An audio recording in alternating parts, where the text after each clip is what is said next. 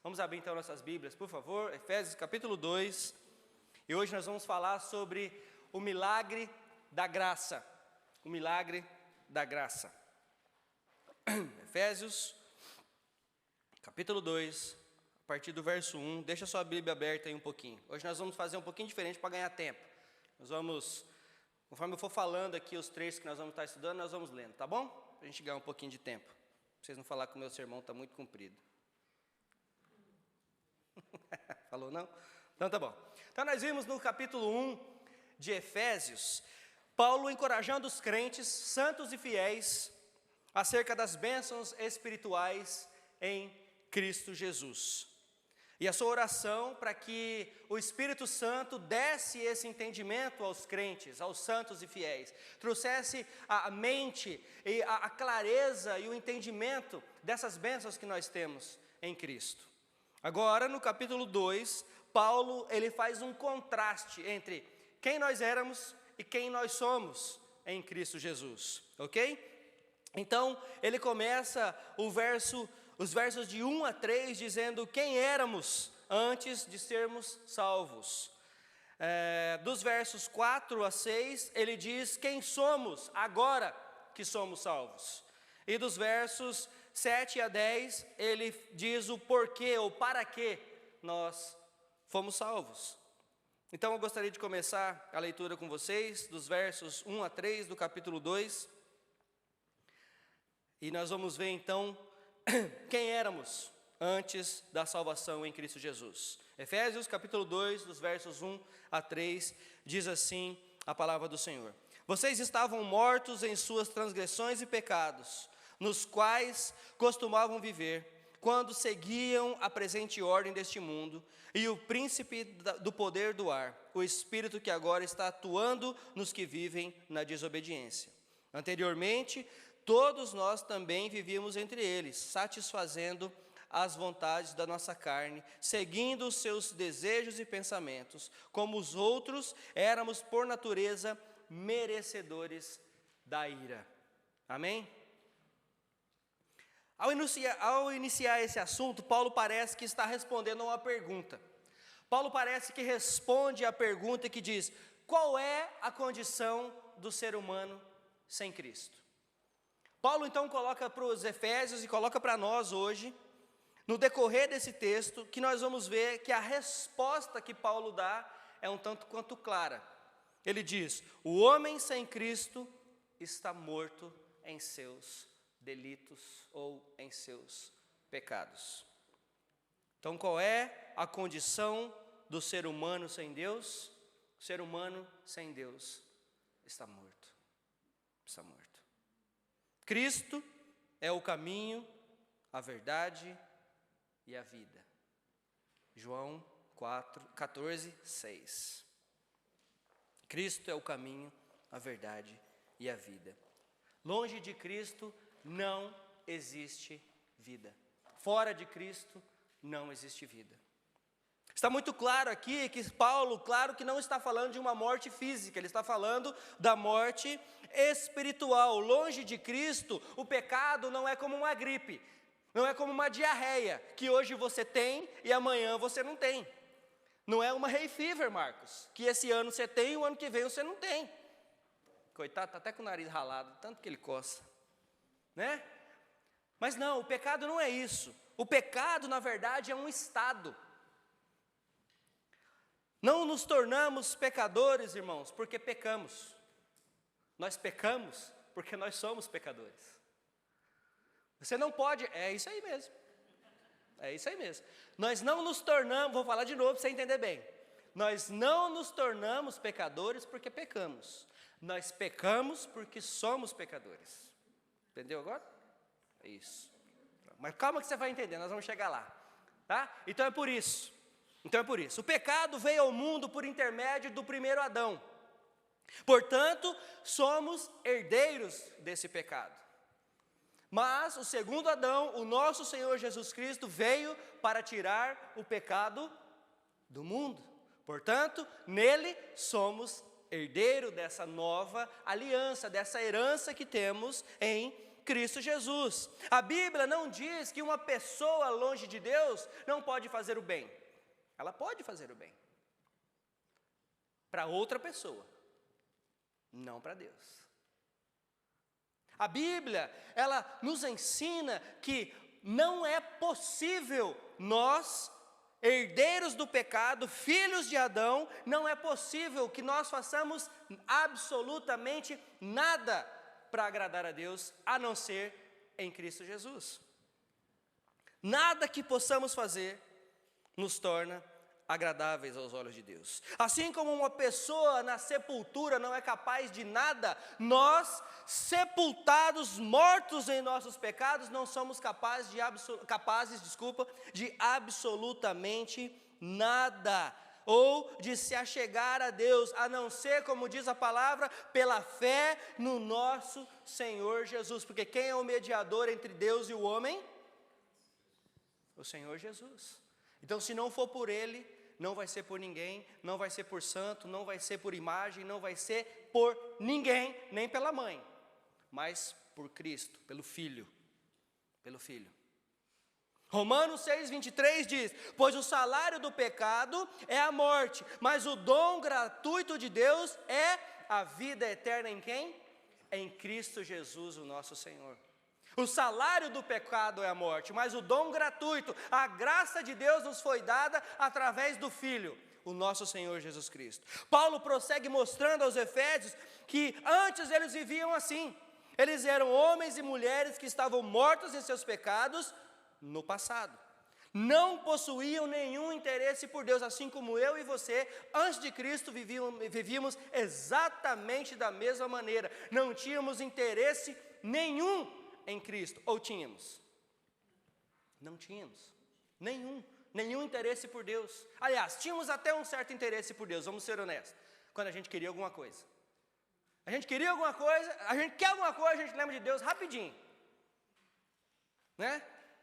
E aí a gente faz essas barganhinhas com Deus. Se o Senhor me der, eu prometo que eu faço, né? Se o Senhor me der, eu prometo que eu vou para a igreja. Se o Senhor me der, eu prometo que eu não corto cabelo. Se o Senhor me der, eu vou começar a dieta. Nunca cumpre. Principalmente a dieta. Nunca cumpre. Não tínhamos interesse nenhum por Deus. A nossa vida girava em torno de nós mesmos. O nosso olhar nunca estava para os lados ou para cima, mas virado para cá, para o umbigo. Por quê? Porque a nossa vida só girava em torno de nós mesmos, das nossas vontades, dos nossos planos, das nossas decisões pessoais. Deus não era importante a ponto de nos levar a ter uma atitude ou uma decisão boa e agradável. Nós agimos como bem queríamos, de acordo com o que a nossa mente, ou o coração, como dizem, nos orientava. Mas a Bíblia diz que o nosso coração é esperto, lindo e maravilhoso, né? Nosso coração é enganoso. Nosso coração é enganoso. Filha, é mesmo. Vemos aqui ainda Paulo dizendo que longe de Cristo seguimos a ordem desse mundo, e ele não está se referindo ao mundo criado por Deus. Ele está se referindo ao mundo que está ao nosso redor, que nos aprisiona, que nos pressiona, que nos impulsa a vivermos longe de Deus. Esse é o mundo a qual Paulo está dizendo. Mundo aqui, não entenda como um mundo criado por Deus. Mas o mundo aqui são as coisas que estão ao nosso redor, as pessoas que estão ao nosso redor, as coisas que nos fazem nos afastar de Deus. O príncipe desse mundo, adivinha quem é? O príncipe desse mundo que eu estou falando é ele mesmo. Ele mesmo. Ele está por trás da ganância, ele está por trás da mentira, da corrupção, da prática da vantagem em tudo. É o jeitinho brasileiro. Lembra? O pessoal fala do jeitinho brasileiro, mas eu tenho viajado para Portugal, já fui à Itália, aqui na Inglaterra também, eu já fui para a África, e o jeitinho não é brasileiro não. Pasme, pastor, chegou agora, né? Descubra, não é jeitinho brasileiro, é jeitinho pecador. É jeitinho do diabo. Porque ele é o príncipe desse mundo. Então não fique pensando que é só brasileiro que faz isso, porque não é não. Não é não. E não pense que eu estou defendendo os brasileiros aqui, porque eu também não estou não. O que eu estou dizendo é que essa prática de levar vantagem em tudo é coisa do diabo. Ele é o príncipe dessas coisas, ele é o príncipe da imoralidade sexual e até do politicamente correto, porque hoje, politicamente correto está em todos os lugares. Eu não posso falar porque senão vai ofender. Olha, eu não posso chamar atenção porque senão vai ofender. Olha, eu não posso, não diga isso. Olha, não poste aquilo outro. Olha, não coloque essa foto. Tudo em prol do politicamente correto. Então eu ouso dizer que o politicamente correto é coisa do diabo.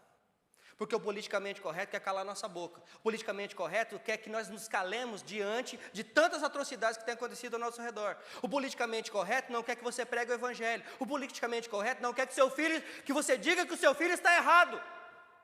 O politicamente correto quer que você fique quieto.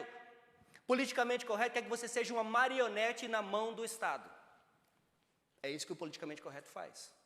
E eu tenho nojo do politicamente correto. Nós não somos criados para isso. E nós vamos ver que nós não fomos salvos para praticar o politicamente correto. Você foi salvo para isso? Eu não fui. Nós não fomos salvos para isso. Tiago, capítulo 4, verso 4 diz: adúlteros, vocês não sabem que a amizade com o mundo é inimizade com Deus? Quem quer ser amigo do mundo, faz-se inimigo de Deus? E ao mesmo tempo, Paulo escrevendo aos romanos diz: não se amoldem ao padrão deste mundo, mas transformem-se pela renovação da sua mente, para que sejam capazes de experimentar a boa, agradável e perfeita vontade de Deus. Romanos 12, 2. Não vos amoldem aos padrões deste mundo. Portanto, está muito clara aqui a nossa posição em Cristo. Aliás, desculpe, a nossa posição sem Cristo. Pecadores, desobedientes, amantes do mundo, condenados, ou seja, merecedores da ira. Merecedores da ira de Deus. Quem você era sem Cristo Jesus? Lembrou? Lembrou? Eu me lembro, todo dia. E todo dia quando eu me lembro, esse homem morreu. Esse homem morreu. Mas o novo homem foi ressurreto com Cristo. E é disso que nós vamos falar agora.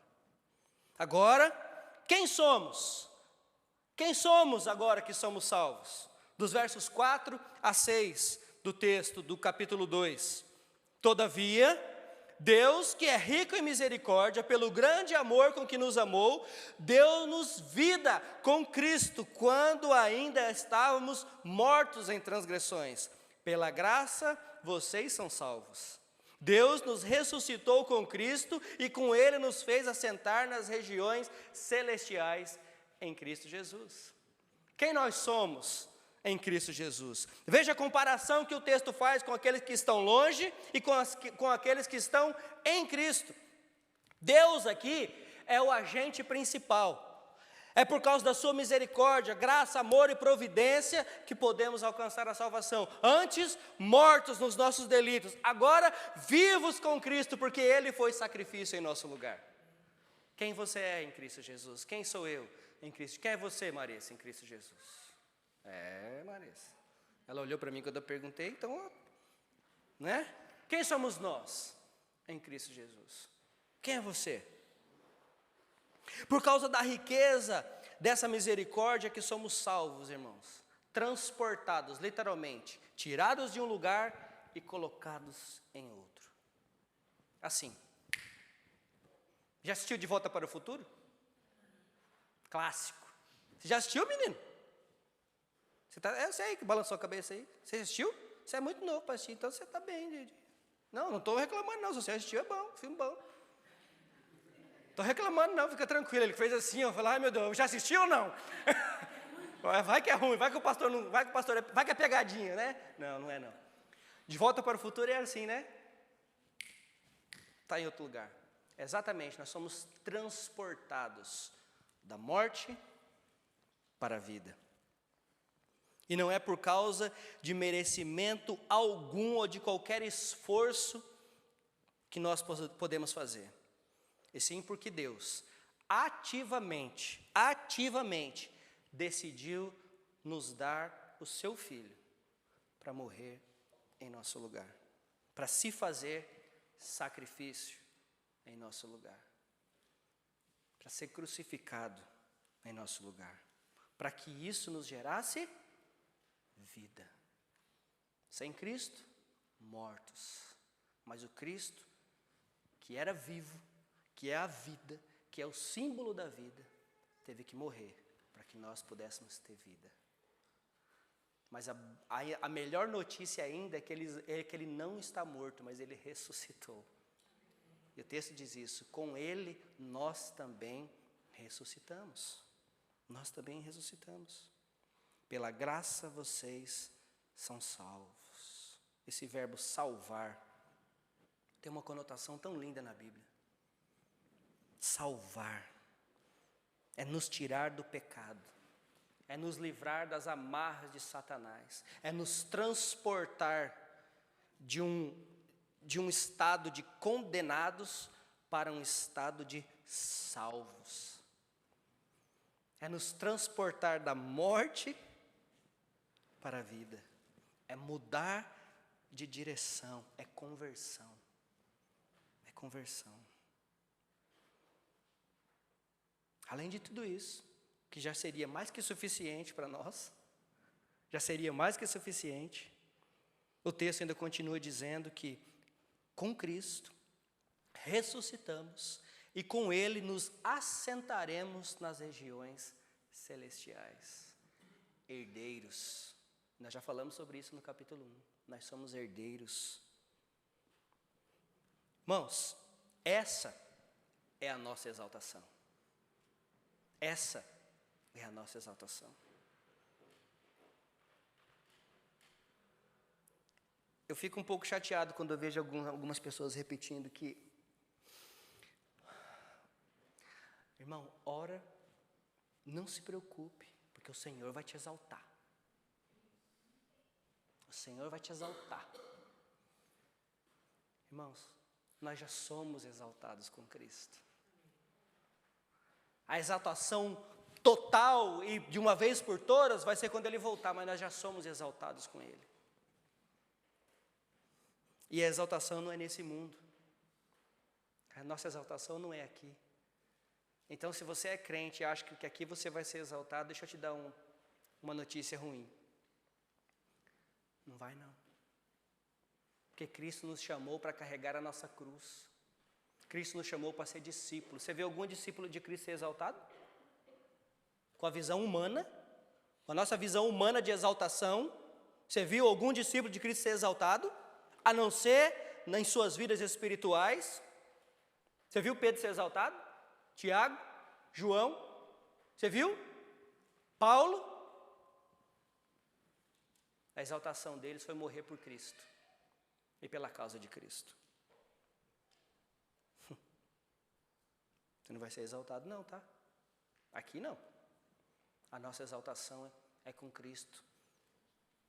E a nossa exaltação não é neste mundo, mas nas regiões celestiais. Aqui, aflições, dificuldades, dor, queixas, dor de pescoço, coluna, joelho. Passa não. Mas na glória teremos um corpo transformado. Corpo transformado. É por isso que Cristo mesmo nos orienta. Tem de bom ânimo. Vocês passarão por aflições, mas tem de bom ânimo. Eu venci o mundo. Qual é o mundo do qual ele está falando? É exatamente esse mundo aqui ao qual pertencíamos antes de Cristo Jesus. É esse mundo. É esse mundo. Paulo ainda fala aqui das 3 fases da exaltação de Cristo: a ressurreição, a ascensão e o assentar-se ao trono. Quem é que se assenta ao trono, irmãos? Experimente lá na abadia de Westminster e sentar no trono da rainha para você ver uma coisa, o que acontece com você. Se você não sai de lá que nem uma peneira. Experimenta. Quem é que senta ao trono? Quem é que se assenta ao trono? E nesse trono do qual nós estamos falando, quem é que se assentou nele? À direita do Pai, o Todo-Poderoso, o Deus dos deuses, o Senhor dos senhores, o Deus dos exércitos, o Senhor da terra, o nosso Senhor Jesus. E aí o texto diz que essas coisas, elas são repetidas na vida dos salvos. Em Cristo, Deus nos deu vida, o verso 5. Em Cristo, Ele nos ressuscitou, verso 6. E ainda continua, e nos fez assentar nas regiões celestiais. Tudo isso porque em Cristo somos herdeiros dessas bênçãos. Só através de Cristo, somente através de Cristo nós podemos ser herdeiros dessas bênçãos. Somente em Cristo somos salvos, somente em Cristo somos livres da ira, somente em Cristo somos afastados do pecado, somente em Cristo temos novidade de vida, somente em Cristo podemos ser exaltados. Assim como diz o texto. Irmãos, não se engane, não se engane. Nada, absolutamente nada que eu e você possamos fazer, não existe nada que nós possamos fazer para sermos aceitos por Deus. Nem a nossa fé vem de nós mesmos. Porque a fé, como nós vimos no capítulo 1 de Efésios, verso 13, vem do ouvir o Evangelho que salva. O Espírito Santo, então, trabalha em nossas vidas e nós respondemos a essa mensagem. E então somos selados com o Espírito da promessa. Nem a fé que nós temos vem de nós. De tão ruim que nós somos. Mas Cristo é bom. E a sua bondade atua em nós. Então você pode dizer, com Cristo eu sou bom. Com Cristo eu sou bom. Mas só em Cristo. E mesmo com Cristo, às vezes, tem uns aí que eu me coloco nesses. Mesmo com Cristo, às vezes, a gente olha e pensa, é crente? Tem certeza? Eu já dei esse testemunho para vocês. Se a gente precisa vigiar, orar o tempo todo, porque o velho homem quer vir à tona a todo tempo. O velho homem quer tomar o espaço, o velho homem quer, já sabe, conhece a lei da física, né? Que um corpo não ocupa, aliás, dois corpos não ocupam o mesmo lugar. Pois é, esse velho homem quer entrar, e esse novo homem está empurrando, e de vez em quando parece que eles estão ali no cabo de guerra. E se não for Cristo atuando em nós, adivinha o que acontece? Exato. É por isso que nós temos que vigiar, é por isso que nós temos que orar, é por isso que nós temos que ler, é por isso que nós temos que orar, é por isso que nós temos que orar, é por isso que nós temos que vir para a igreja, para escutar essas coisas, e nós temos que ir para casa e pensar sobre essas coisas, e nós temos que continuar lendo nossa Bíblia a semana inteira, não é chegar aqui e abrir, só domingo que vem o pastor vai pregar hoje em Efésios 2, né? Não, isso é vida. Isso é vida. E agora nós entramos na terceira parte do texto que diz por quê ou para que nós somos salvos. E eu vou começar hoje, mas vou terminar semana que vem, porque é muita coisa. É muita coisa. Dos versos 7 a 10, vamos ler juntos, versos 7 a 10. Para que vocês são salvos? Para mostrar nas eras que hão de vir a incomparável riqueza da sua graça demonstrada em sua bondade para conosco em Cristo Jesus. Pois vocês são salvos pela graça, por meio da fé, e isso não vem de vocês, é dom de Deus, não por obras para que ninguém se glorie, porque somos criação de Deus realizada em Cristo Jesus para fazermos boas obras, a quais Deus preparou antes para nós, para as praticarmos. Graça é um presente imerecido e não uma recompensa por boa conduta. Você quer uma recompensa por boa conduta? Pague suas contas. Ande de acordo com a lei. Essa é uma recompensa por boa conduta, porque senão você vai ter problema. Essa é uma recompensa por boa conduta. Graça é presente, é favor imerecido. Diz o texto aqui, enquanto ainda éramos pecadores, Cristo se fez pecado por nós. Irmãos, até a fé tem que ser trabalhada por Cristo em nós.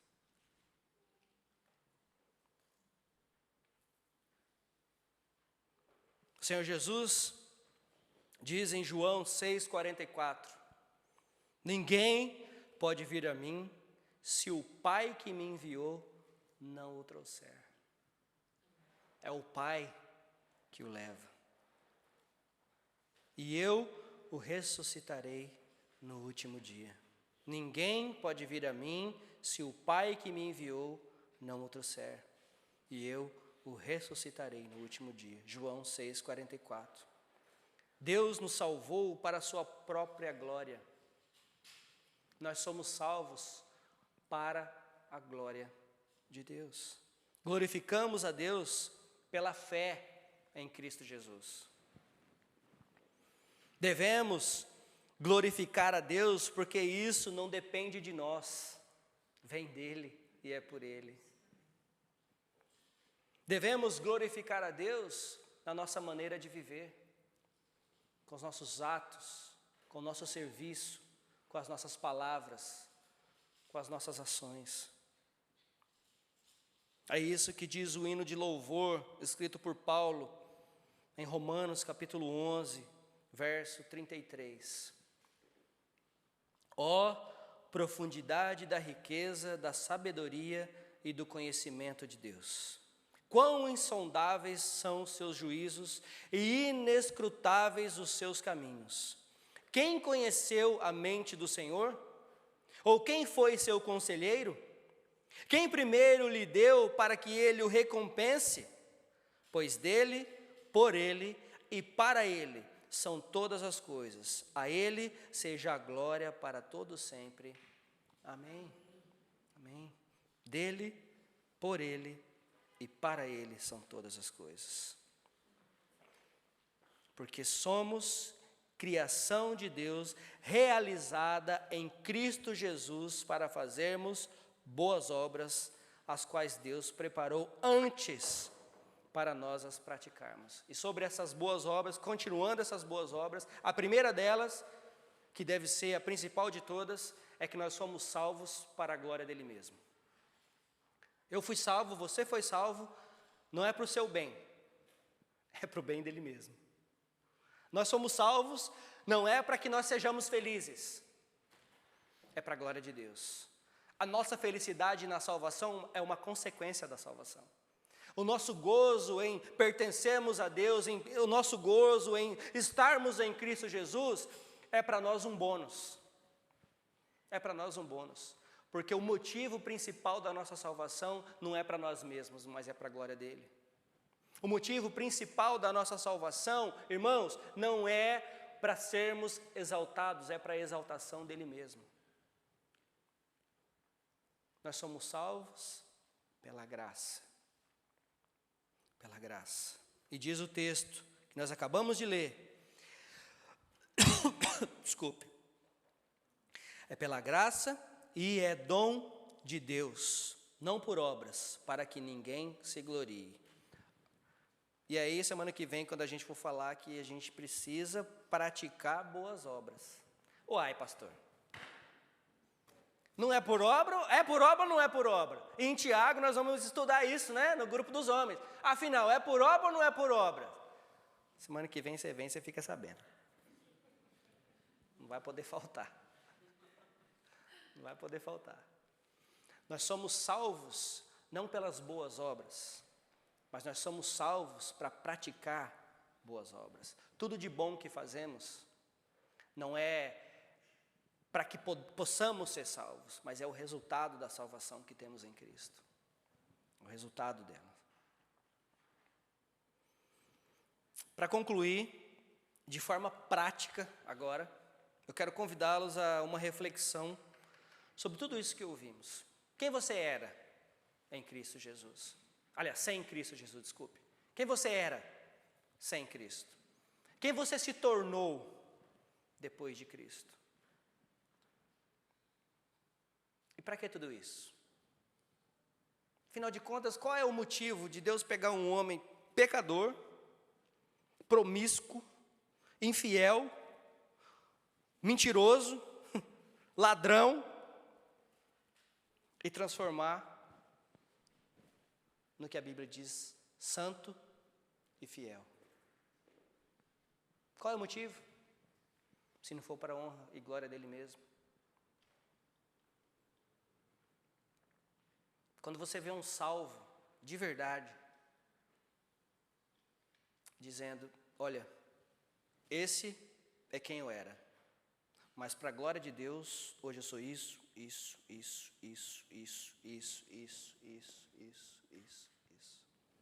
Glórias a Deus por isso. Agora, quando você vê alguém dizendo, olha, hoje eu sou salvo, mas antes eu era isso, é porque parece que ele está querendo voltar para lá. Testemunha o que Deus fez na minha vida, não o que eu era antes de Cristo. O que eu era antes de Cristo morreu e não importa mais. Eu quero que você reflita sobre isso. Quem nós éramos antes de Cristo? Paulo desejou aos Efésios, e esse desejo se estende para nós, um entendimento correto e bíblico do que significa ser salvo e quem é o verdadeiro agente dessa salvação. Deus quer que por meio de nossas vidas a sua graça e misericórdia sejam conhecidas. Como? Pessoas transformadas pelo poder do Espírito Santo.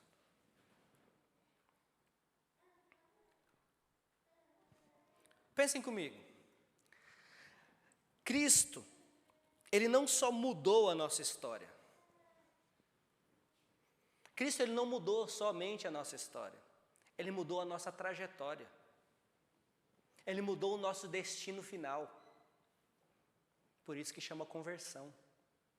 Porque você estava indo em direção ao inferno, mas Cristo mudou a sua trajetória, houve uma conversão, e agora estamos indo a passos largos para a nossa casa celestial. Precisamos pensar nisso. Isso é conversão. É mudança de direção. Você estava condenado, destinado a um caminho, mas por causa de Cristo, Ele se fez sacrifício e converteu o seu caminho. E agora você está com Ele, indo para Ele, para a glória que pertence a Ele. Irmãos, nós precisamos pensar nisso e pensar nisso muito seriamente. Cristo não morreu porque Ele é bonzinho. Cristo não morreu porque eu sou bonzinho. Cristo morreu para nos dar vida. Então que possamos viver essa vida que Cristo nos deu.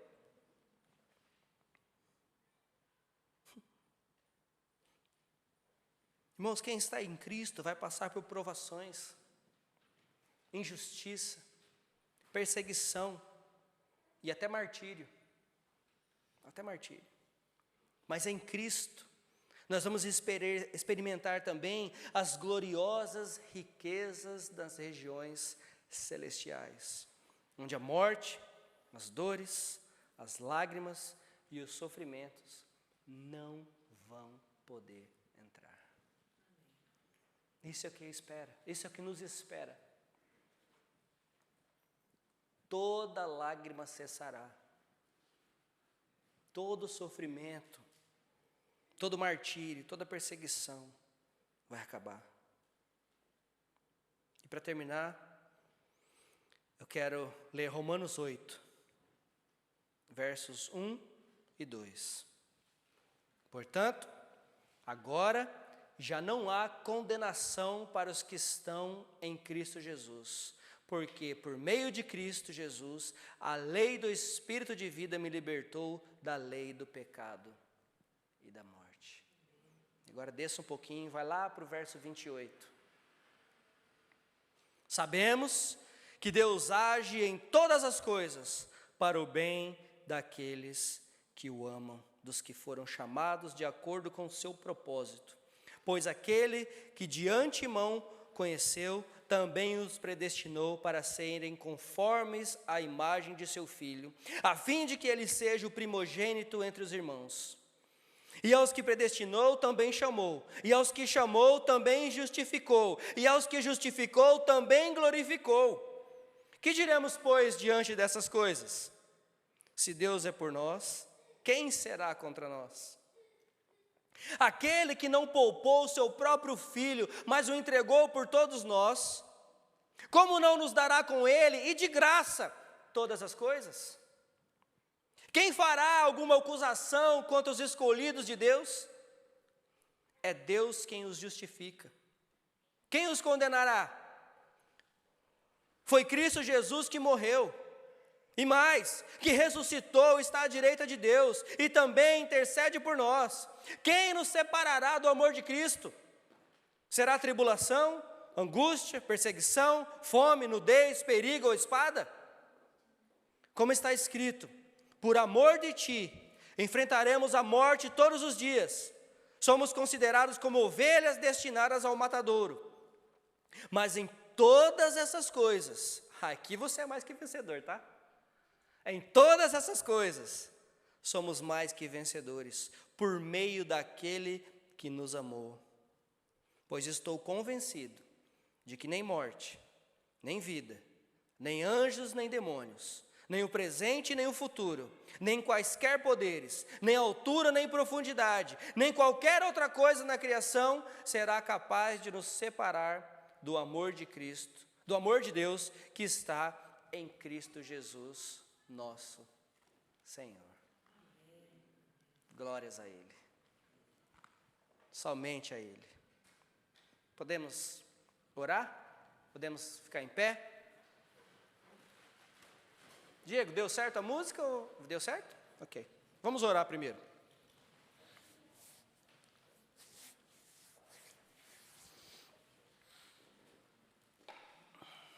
Pai, estamos aqui diante do Senhor para reconhecer que o Senhor é o único, verdadeiro e suficiente Salvador.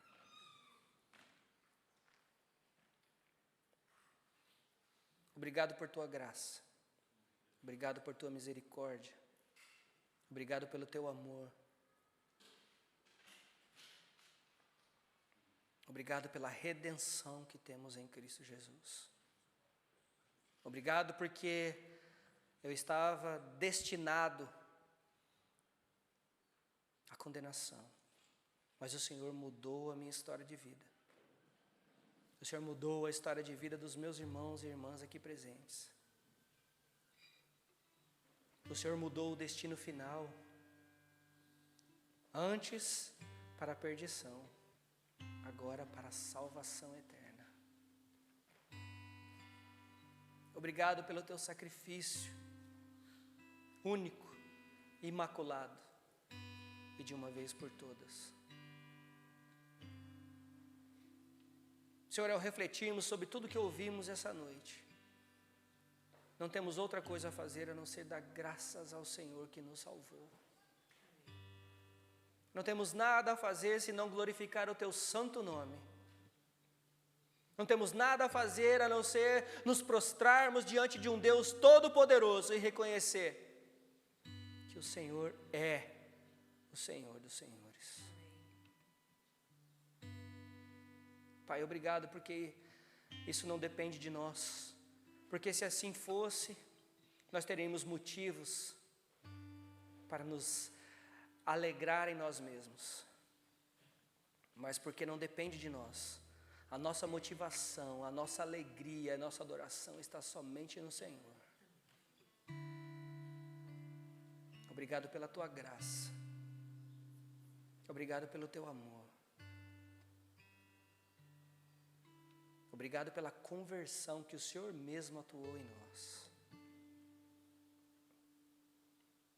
Obrigado porque o Senhor nos escolheu.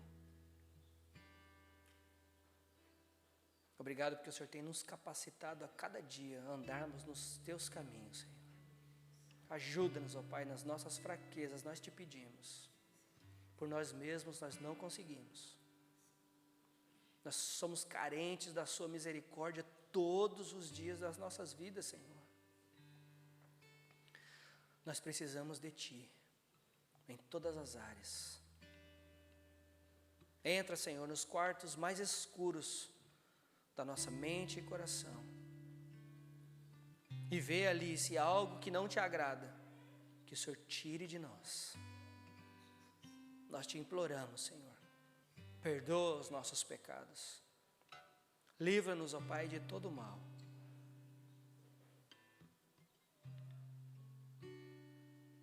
Nós te pedimos como igreja santa e reunida aqui neste lugar. Nos ajude a olharmos somente para Ti.